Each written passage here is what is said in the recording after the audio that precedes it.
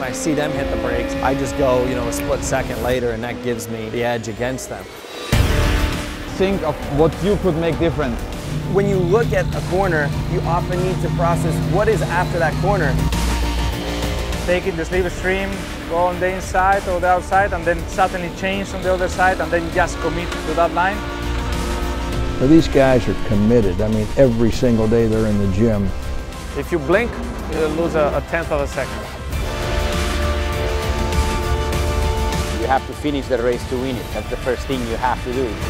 Winning is when the chips are down and you might not have the fastest race car, and being able to pull it out some other way.